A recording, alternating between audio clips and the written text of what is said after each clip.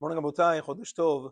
Although, according to Achenu Ashkenazim, there are different minhagim about when to observe the customs of Sfirat HaOmer in terms of abstaining from weddings and shaving and taking haircuts, listening to music. By Ashkenazim, there's different minhagim.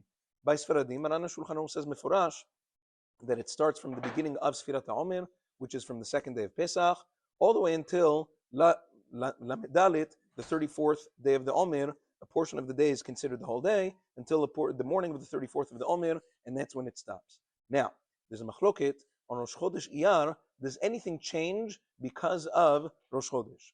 The Elbaz, who was a Ben Doro, a Chacham in the generation of Maran Bet Yosef, he writes that Rosh Chodesh is a Yom Tov, and therefore these laws, the customs of Avelut that we customarily observe during Sfirat HaOmer, do not apply on Rosh Chodesh. Therefore, he says, if a person wants to take a haircut, and by extension to shave or to trim on Rosh Chodesh, that would be permissible.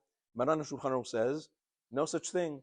We have to have 33 full days of mourning. If you would stop that, if you take a haircut on Rosh Chodesh, that means that you're missing days from the requisite days that you need for there to be Minhagei Avelut. And therefore he says, Rosh Chodesh is not an exception to the rule. He disagrees with the Elbaz. He says it's not true. La'alacha, obviously we follow Maran HaShulchan Aruch, who says that you can't, Rosh Chodesh is not an exception, not for weddings, not for shaving, and not for haircuts, and not for music. Nevertheless, the Maran Zichron Bracha writes in Chazon Ovadia, there are certain situations where a person finds it very, very difficult to go, especially a person who doesn't grow a beard throughout the year and is very bothered. It torments him tremendously. So he says, if a person like that is able to rely on the opinion of, especially since this is only minhagim, it's a person wants to rely on the opinion of the Elbaz and shave or trim on Rosh Chodesh in order to feel a little bit better, he may do that.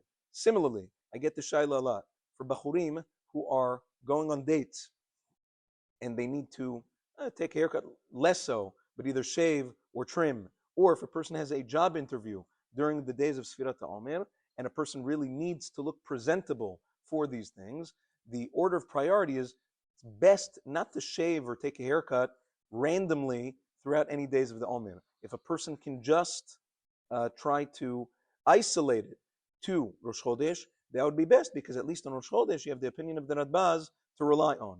If doing it on Rosh Chodesh is not enough, then every Erev Shabbat, if a person needs to, there are poskim, the Chatam Sofer and others that allow cleaning up Lichvot Shabbat, so a person can rely on that. Again, Maran HaShulchan Aruch disagrees with all of these things, and he says a person shouldn't.